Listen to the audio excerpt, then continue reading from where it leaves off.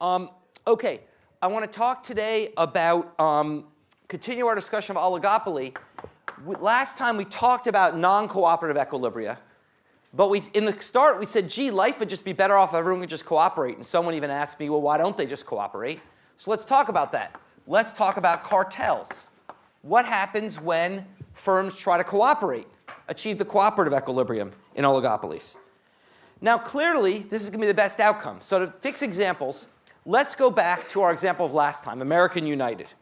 Recall last time we said that demand was of the form 339 minus Q. Price was 339 minus Q. And that the marginal cost was 147. Okay?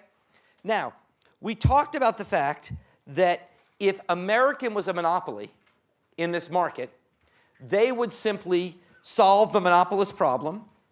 They would set marginal revenue, which is 339 minus 2Q, equal to marginal cost, which is 147. And they would get that the optimal Q would be 96.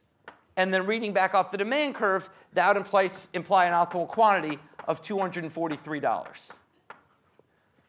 Okay? So that was what we got last time. Now imagine that American's not a monopoly, but American United cooperate. What if they got together and said, you know what? Let's behave as if we're one monopolist, flying 96 flights and just splitting them equally. We'll do 48, you do 48.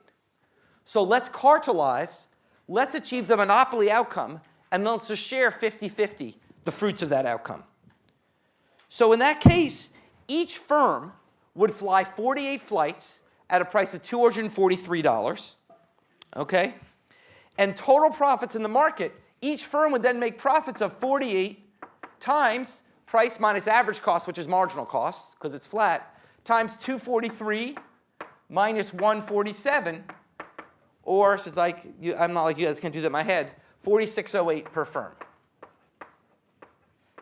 Okay?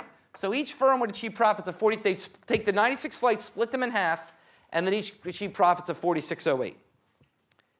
Now, what we can see is that these profits are much higher than what they got in the non-cooperative equilibrium. Remember, the non-cooperative equilibrium, they were each doing 64 flights at a price of they each doing 64 flights at a price of 211. We solved that last time. So what were their non-cooperative profits? Their non-cooperative profits for each firm was 64 times the 211 they were charging minus the 147 in marginal costs, or their former profits were 4,096. So their profits used to be 4,096 when they weren't cooperating. They've gone up by 12.5% to 4608 by cooperating. So simply by getting together, saying, don't be an asshole, let's cooperate, let's figure out how to make the most money, getting together, they solve the prisoner's dilemma, get to the best outcome, and make a lot more money. Okay? So the question is, why don't they always do this in oligopolistic markets? And fundamentally, there's two reasons.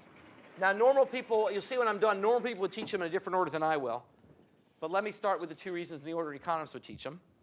The first reason why cartels don't form is that they're fundamentally unstable. Cartels are fundamentally unstable as long as firms are self-interested. Each individual firm in a cartel has an incentive to cheat. And that's because they essentially can solve the monopoly problem of poisoning by cheating. Let me explain how that works. This best sees through numbers. Let's imagine that we start in this cooperative equilibrium, 48 flights each and profits of 4608. And now let's imagine that quietly American increased its number of flights from 48 to 50. American says, well, I know I agreed 48, but on the sly, I'm going to fly 2 more flights and hope they don't catch me. Okay? Well, what's American's profits? Well, their quantity is 50. Q sub A is now 50. What's the price? If they're going to do 50 flights, what's the price? Yeah. I'm sorry? It's 280. It's the price is. Let's see if you got that right. I got to check my notes. No. The price was 243 when they're monopoly. Now they're doing 2 more flights. Remember, they're adding 2 flights to the total. There used to be 96 flights. Now it goes to 98 flights. So the price falls to 241. Okay? So you were thinking about them as alone, but remember, there's still United doing the flights too. They're still doing 48 flights. So there were 96 flights total. Now it goes to 98. So the price falls to 241. Okay? So what's their profits? Their profits are now 50 times 241 minus 147, or 4,700. Their profits have gone up. Okay, let me back up and do it again because I went fast. Okay? They say they're going to do 2 more flights. We have to respect the demand curve. So there's going to be 2 more flights. The price has to fall. If the price falls, then the price has to fall 241. They now make profits of 4,700. Okay? Well, if United is caught with their pants down and continues to do 48 flights, what does United make? Well, United's still doing 48 flights. So the profits of United are 48 times 241 minus 147, or 4512. So Americans' profits are up and United's profits are down through American cheating. What happened? How by cheating did they drive? What's the intuition of why them cheating drove their profits up and United's down? And in fact, if you add these up, lowered total profits in the market. What's going on? Yeah. Increasing the quantity, you're lowering the price that you can sell each unit for. But for American, because they're increasing the number of units they're selling, they still make a greater profit. Whereas as United is staying the same, because each unit's being sold for less, they're making a less profit. That's almost right. You got most of it. But there's one key wrinkle that's important, which is a monopolist would have the same argument. The key thing is what stops a monopolist from raising the price from where he is? Yeah. The poisoning effect. But think about the poisoning effect. Who's the poisoning effect affect? Everyone in the market. Everyone sees a lower price, but only American gets more flights. So they essentially get the benefit. It's like you said, they get the benefit of the extra flights, but only half the penalty of the poisoning effect. So for them, it is optimal to lower the price and sell more, because they share the negative effect, the negative part with United, but they get all the positive part. Once again, a monopolist, when you try to sell more and lower the price, there's a positive part, which is sell more units, but a negative part, which is the poisoning effect. Well, here, American gets all the positive part and only half the negative part. So they make money by cheating. Okay? Well, of course, United knows this. They saw the price go down. They know American's cheating. So United wants to cheat, and the whole thing breaks apart. So cartels are unstable because by cheating, you get all the benefit, but only part of the cost. And so cheating is incentivized in a cartel, and therefore cartels will break down. They're not stable. Okay? So that's the primary reason economists say we don't see cartels. The other reason people like to bring up is this little thing, they're illegal. But, we don't let stuff like that bother us as economists. But they are illegal. That's another reason why we don't see cartels. In the late 1800s, cartels were quite common. In the late 1800s, big industries like oil and railroad industries came to be dominated by a few large firms, and they tried to become cartels, but it kept breaking down. So it's been in the late 1800s with oil companies, Standard Oil, and the big railroad companies. They kept trying to have cartels, and it kept breaking down. So they came up with this idea. They basically said, look, we can't trust each other. So every firm is going to turn over all its decisions to a common trust. And there'll be a trust that's got representatives from every firm on the board. But we will publicly commit to what we're going to produce at what price, and therefore we can make sure there's no cheating. So essentially, every firm's still involved. They're all on this trust board, but they're making that decision in a way that's at least public to them, not public to the public, but public to them, so they can make sure they're not cheating. So they formed these trusts and essentially cartelized and made huge profits. And it worked. It solved the stability problem because cheating could be observed more readily. Now, would it have solved it for very long? We don't know. Because the public got pissed, and the government came in and passed what's called antitrust laws. And antitrust laws are laws which do not permit the cartelization of oligopolistic industries in this way. So let's talk about antitrust laws and how they work or how they don't work. I want to do a couple examples. One example is the movie industry. Now, the movie industry, you know, is a classic oligopolistic industry. You know, there's a few players. There's new players. A24 is huge now, what didn't exist 15 years ago. But by and large, it's sort of a few players you've heard of which dominate the industry. Okay? And the way the industry works is movie companies make and they produce the movies and then sell them to movie theaters that show the movies. They show a variety of movies at any one time. Well, what happened was in the 30s and 40s, the production companies started buying up the movie theaters. And what they do when they bought the movie theater, they say to the movie theater, we now own you, and you will only show our movies. So they say to the movie theater, we now own you, movie theater on the corner of, Lincoln and Kennedy Streets, and we're MGM, and you only show MGM movies. And essentially, what that meant was, essentially, they were taking over, monopolizing a given distribution network, and they essentially carved it up. They agreed, okay, you get these theaters, we'll take these theaters, and essentially that was the way they formed their cartel, was through distribution. And the federal government jumped in and said that that was an antitrust violation. The federal government sued and won. And so that industry, that was broken up. But that didn't mean folks stopped trying to cartelize, it just meant they stopped being so obvious about it. So later moves to cartelize were more hidden. So for example, in the early 2000s, airline industries were in big trouble because oil prices were going way up. Due to the Iraq War and other factors, oil prices were going way up, and the airline industry was in trouble.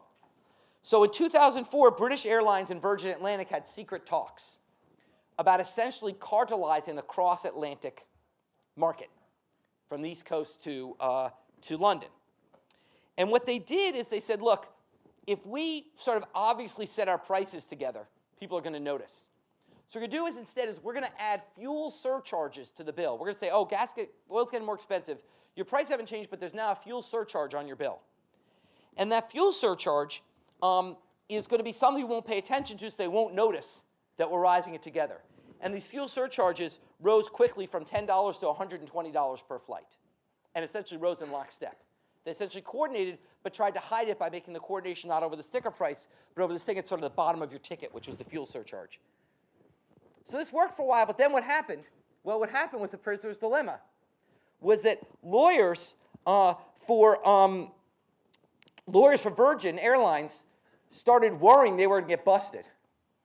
And they said, well, if we go to the feds first and bust British Airlines, maybe we'll get a better deal.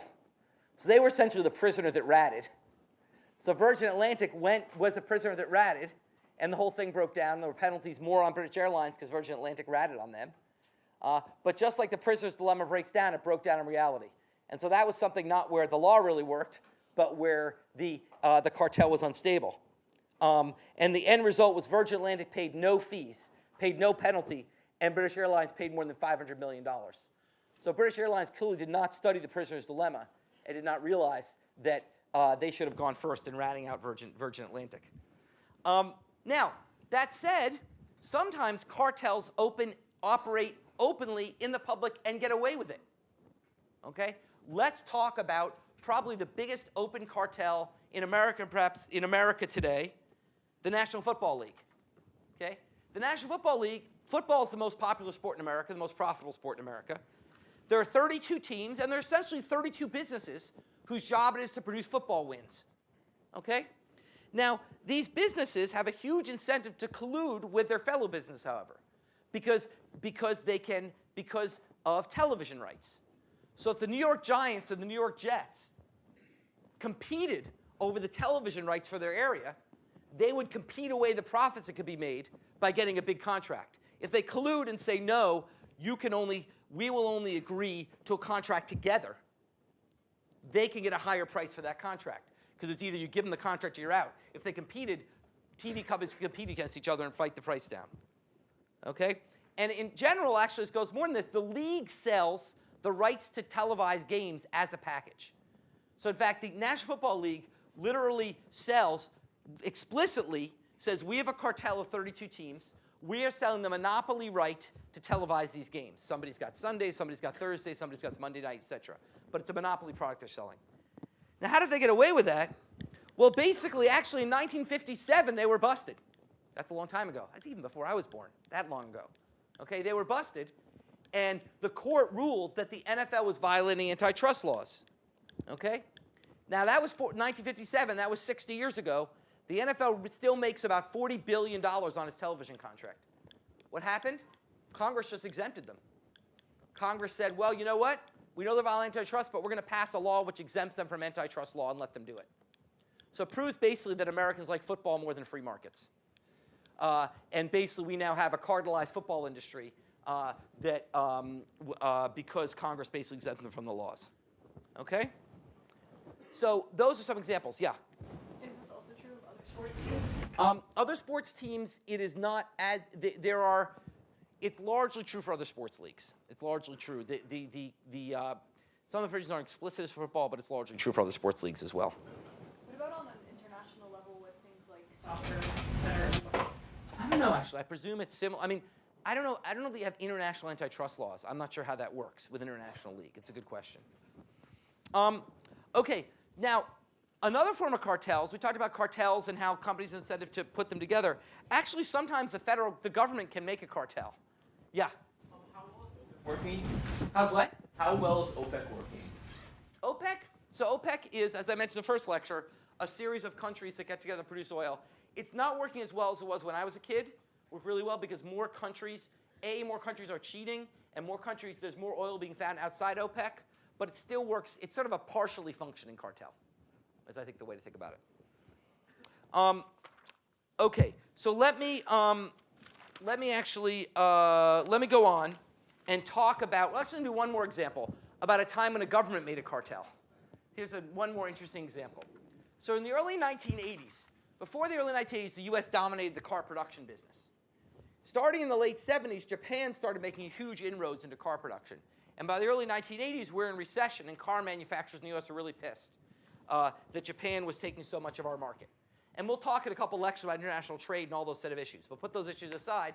Right now, you just have this issue that car manufacturers wanted to limit the amount of Japanese cars that come into America. Now, you guys have been reading in the paper about international trade and why economists typically don't like limiting international trade. And Reagan was, a standard Republican, the party of free trade. So Reagan said, well, we're not going to limit the cars that Japan wants to send in. But we're going to tell Japan, if you guys were willing to agree to a voluntary export restraint, we wouldn't mind. So what he said to Japan, they imposed something called a voluntary export constraint, which basically said, we will negotiate a deal with you where you will voluntarily agree to reduce the number of cars you send to America. Okay? It's not a government policy. This isn't big government. This is negotiations with a private company, voluntary agreement. Okay. Japan happily agreed to this. Why? Yeah. Military. No. So the cars at higher price. Because you made a cartel.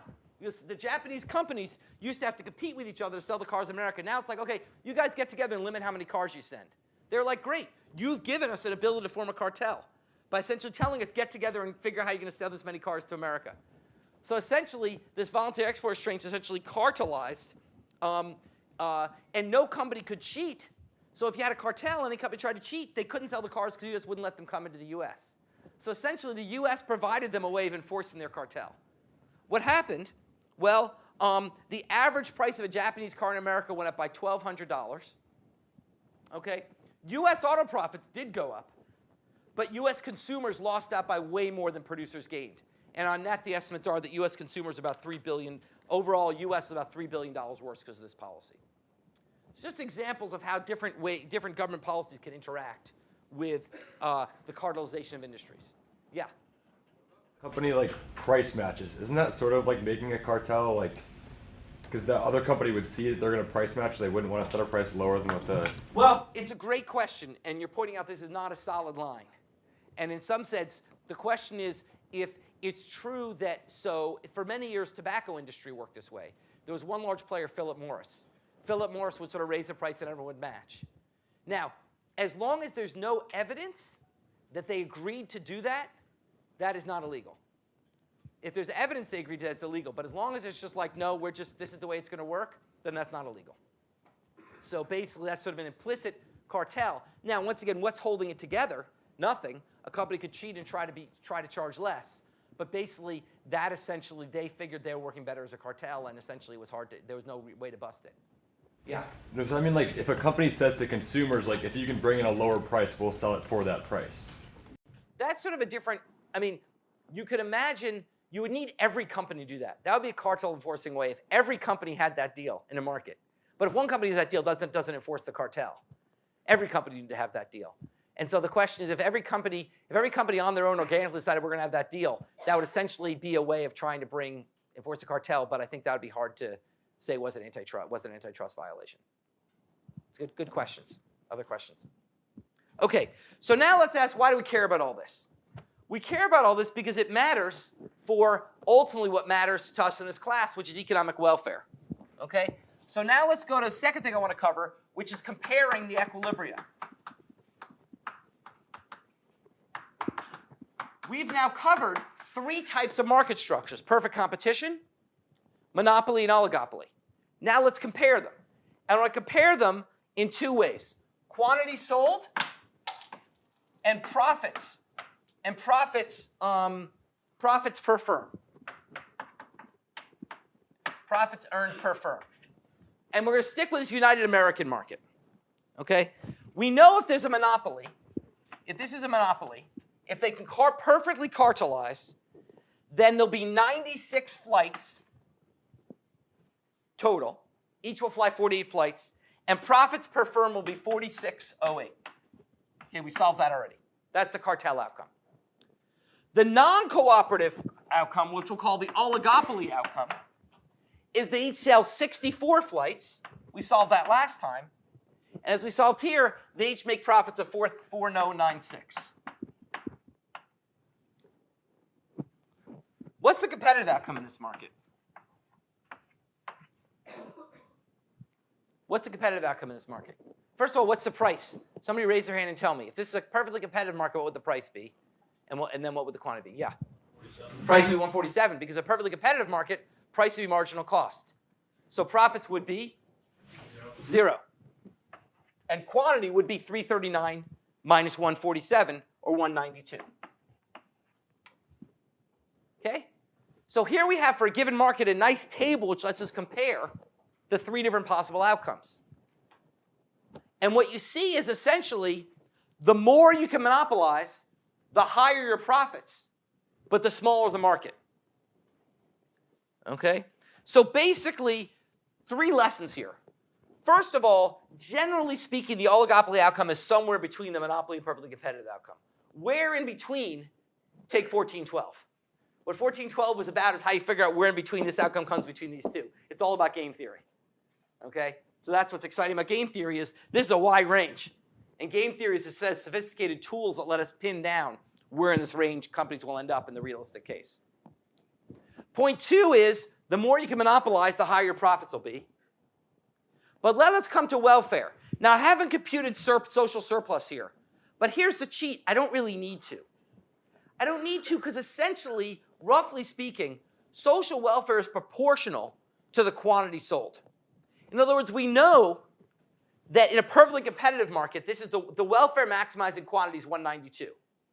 We know that if there's 192 flights, that maximizes welfare because that's the competitive outcome. What we're saying is the more, oh, this shouldn't be 64, it should be 128. That's my bad. 128. It's each doing 64.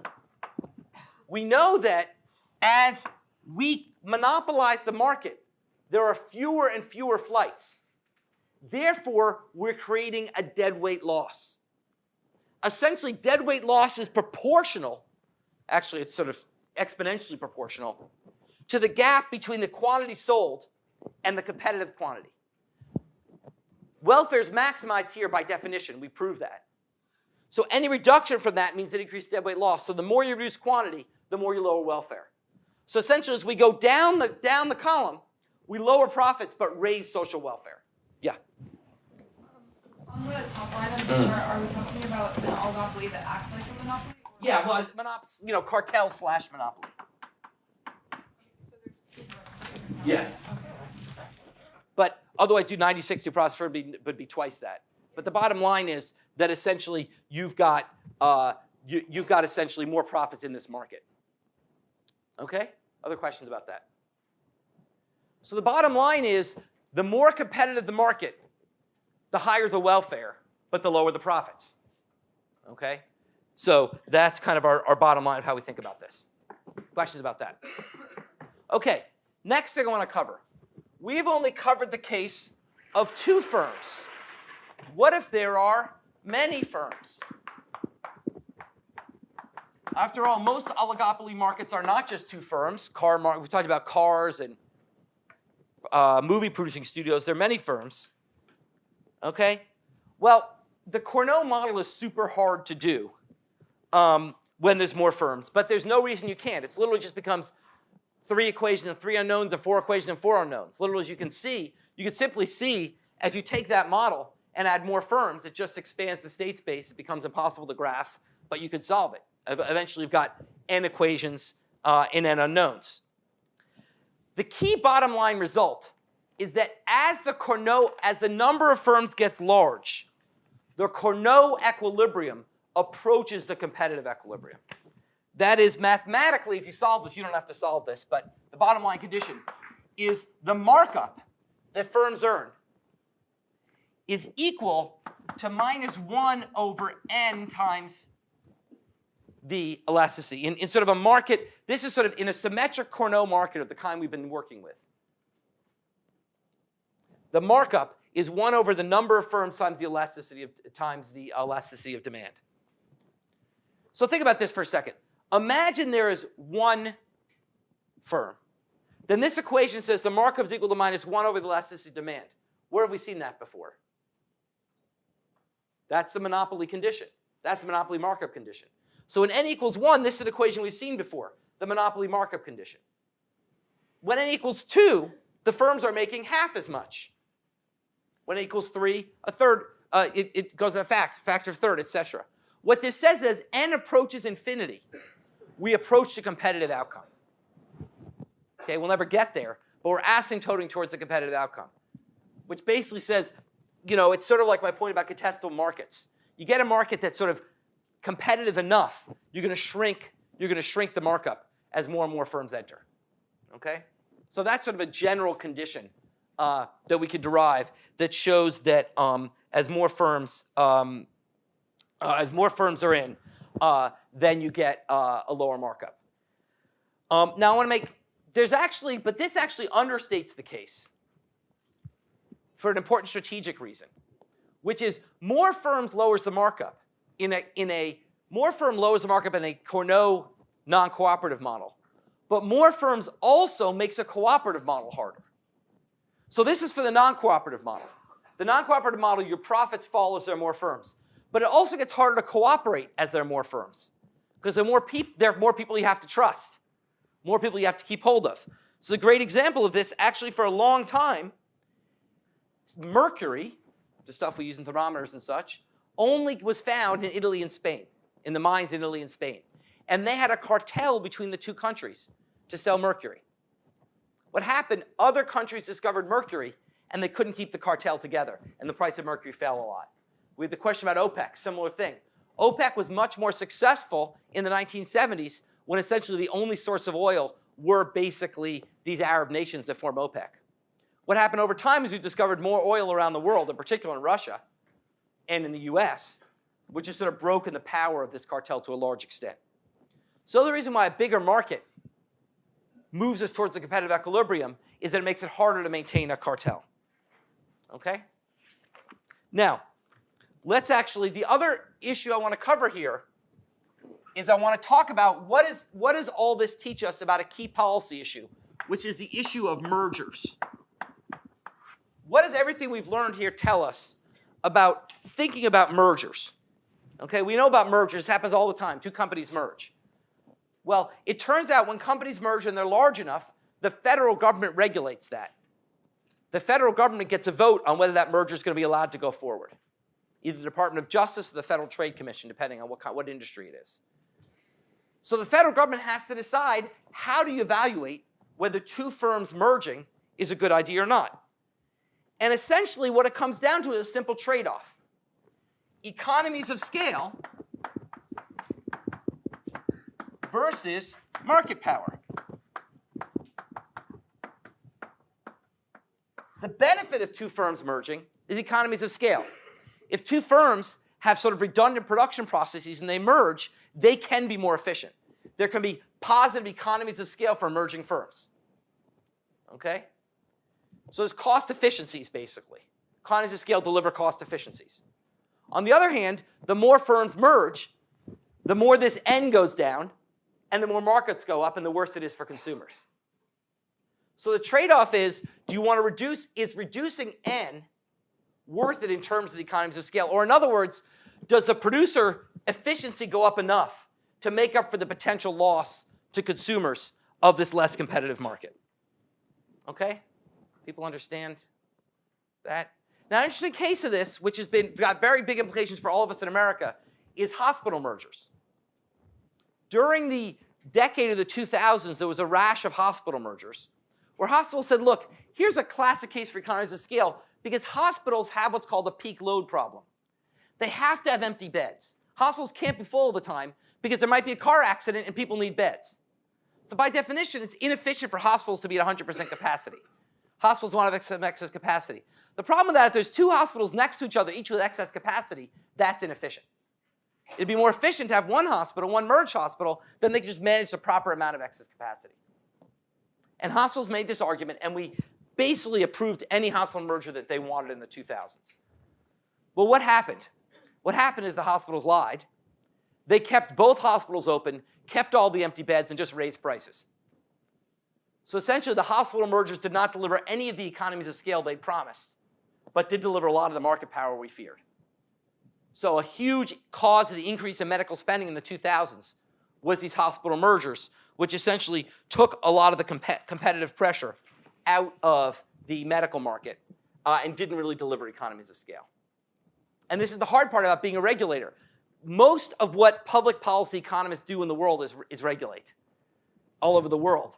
There are thousands of economists employed all over the world, hundreds of that, tens of thousands, whose job it is to make regulatory decisions of this nature. And they're really hard because we've drawn nice, clean theoretical models here. But we have to know what's epsilon.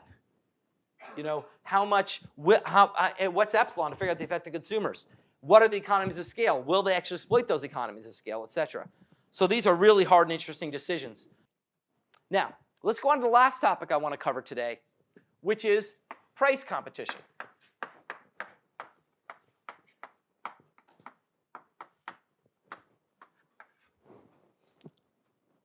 Price competition.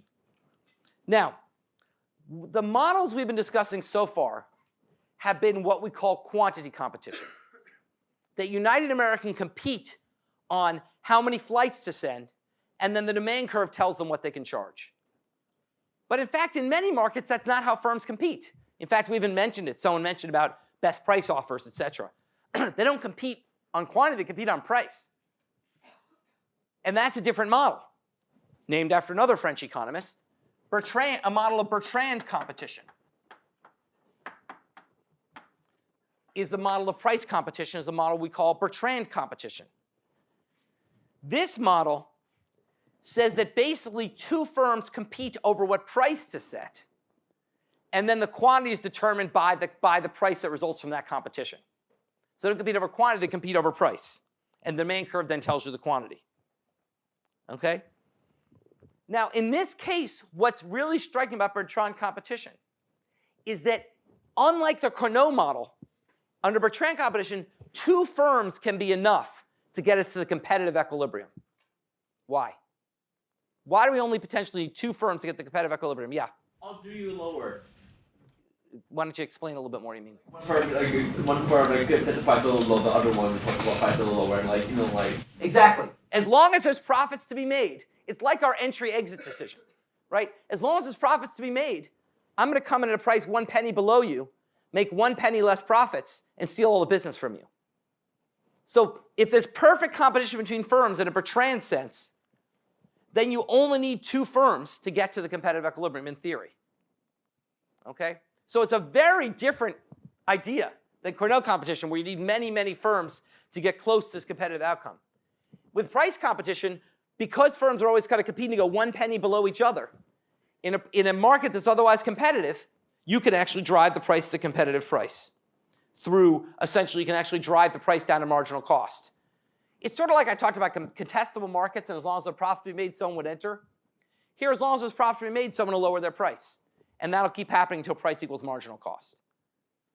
So in Bertrand competition, you actually can get close to or at to the competitive outcome with a small number of firms. Now, 2 points to make about this. Your first point is, well, holy shit, how do I decide which one of these to use? You've just taught me, you've just spent a lecture and a half on this fancy model, spent about 37 seconds on this model. How do I know which one to use? You didn't even write down any math, so I don't know what to do. I'm freaking out. Okay, how do I know which one to use? Well, the bottom line is, we're not going to ask you to do much math about Bertrand competition other than sort of the intuition that they're competing over price. The more relevant question is, how do you think about the situations where Cournot competition is more likely and Bertrand competition is more likely? So what do you think? In what types of markets do you think Cournot competition will be more likely? And in what kinds of markets do you think Bertrand competition will be more likely? Yeah. Wouldn't the Bertrand be like really efficient in an elastic market? Well, no, elasticity is the same. So basically, elasticity is going to have a similar effect in both. It's going to basically drive the price down in both. Okay? Because the elasticity is higher, it draws the markup. Bertrand, it's drive it down in both. So it's not necessarily about elasticity. It's something about production processes. What type of production processes are going to lend themselves to price competition versus quantity competition? Think about it this way. If I offer a price, what do I have to do? Whether the production is dominated by the capital costs or the fixed cost or the variable costs. That's roughly speaking right. Basically, if there's long lags in production, I can't do price competition. So if I say I'm going to compete, and people say, great, I want all your product, I'm like, great, you can have it in a year. That doesn't work. So things like auto companies are going to have a hard time with pure price competition, because if Toyota says, okay, I'm $1 less, everyone says, okay, great, we want 1 million Toyotas tomorrow, they can't do it. So things which are capital-intensive lag production processes, it's going to be hard to have pure, reality life, of course, is going to be some mix of these, but it'll tend more towards quantity competition, because you really are going to compete on what you're going to sell, because that's sort of, you can't just infinitely supply it. Whereas other things, like cereal sales, where you can sort of immediately crank up 1 million more boxes of cereal in like a day out of your production processes, that will be more likely to be price competition. Things with small production lags, then you'd be more likely to have price competition. Because if you lower the price, all of a sudden you dominate the market, you can meet that demand. Okay? So essentially we can think about price competition as being more likely the smaller the production lag, or maybe the less capital, it's not really about capital intensity, because you can have a capital intensive industry that can create things quickly. It's more about production lags. Now, we're never going to ask you to tell us which is right. And of course, in reality, life's somewhere in between. But this just gives you a sense of kind of when one type of competition is more likely than the other. Yeah? Does this have anything to do why it's always a facility to protect the cereal in the grocery store? Great segue. You've jumped ahead to the last point I want to make, which is imagine you're in a Bertrand competition world, like with cereal. That's a pretty awful world if you're a producer. Okay? Basically, that's where your markup's tiny, because anytime you try to raise the price, you get undercut. What can you do? Well, we've already gotten the answer. What you can do is you can engage in product differentiation. You can engage in product differentiation. Okay? So basically, the reason why you're in Bertrand competition is because you're selling the same thing. Once I'm selling something different, I take on the features of a monopolist again. So if I can get consumers to not think of my good as identical to my competitors, then I can price above marginal cost, and people will still buy it. The reason Bertrand competition drives price to marginal cost is because people view the goods as identical. But if they don't view the goods as identical, then I can keep price above marginal cost. Okay? And the example of breakfast cereals is the perfect way to illustrate this. So back around World War II, there were essentially basically like 3 types of cereal. Okay? There was Cheerios, there was Corn Flakes, and Quaker Oats. Okay, that's basically what cereal was. Not very exciting. Now, by 1970, there were more than 150 breakfast cereals to choose from. including some which are variations of Cheerios and variation of cornflakes. In fact, you could all say, in some sense, all cereals variation of Cheerios and cornflakes and oats. And moreover, now, if you go to the store today, you can actually buy generic versions of brand name cereals. So you can buy Oreos or Marshmallow Mateys, which are Lucky Charms. Or what's the other one I love? We buy them in these big bags. You guys ever buy these? Generic Lucky Charms, Marshmallow Mateys. Generic Captain Crunch is like, you know, Ahoy Matey or something. I don't know. They got these generic things which you can buy, which are really just the same. So essentially, what companies want to always do, which are Bertrand competition, is always try to product differentiate. Always try to figure out a way they can create a market where they can price above marginal cost. Okay? So, for example, let's take General Mills, a company that makes Cheerios. Okay? They're making Cheerios, and then all of a sudden Oreos and stuff started coming along, and they weren't making money. What did they do? They created different kinds of Cheerios, like apple cinnamon Cheerios. General Mills did not create apple cinnamon Cheerios out of the goodness of their heart. General Mills created apple cinnamon Cheerios because they were getting killed in the Cheerio market, and so they tried to differentiate by having a new product on which they could charge a higher price, which was apple cinnamon Cheerios. Now, how do we feel about this? Well, it's not clear. On the one hand, by introducing apple cinnamon Cheerios, General Mills was able to push its price greater than marginal cost. And as price pushes above marginal cost, quantity sold in the market falls. It created dead weight loss. Quantity fell, and that's bad.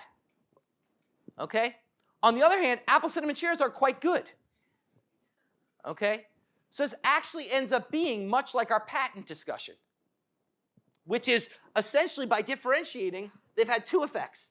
They've lowered consumer surplus and welfare by pricing above marginal cost, but raised it by shifting out the demand curve, by creating a new good that people want. Yeah? Doesn't consumer dead weight loss things not necessarily have to happen because different people have different demand curves, and the demand curve for apple or cinnamon Cheerios is not having this. No, but the point is that's okay. It's another way of stating my point. Even if the demand curve, let's say there's a new demand curve for apple cinnamon Cheerios that's way out. Okay, that's great. Okay, but still the fact that they're pricing above marginal cost means they'll sell fewer than they would in a competitive market. If they had invented apple cinnamon Cheerios and sold at marginal cost, we'd still be way better off. So the trade-off is essentially how far out do we shift demand by creating this new product versus how much do we restrict sales by pricing it above marginal cost. So essentially, now what we have is a market with about 5 firms that dominate it and about 5,000 brands of cereal. Okay, so it's constant product differentiation. And essentially, this is the trade-off with product differentiation, which is we get reduced sale, we get dead weight loss because they're not pricing at marginal cost, but we get new products that people might like. Yeah?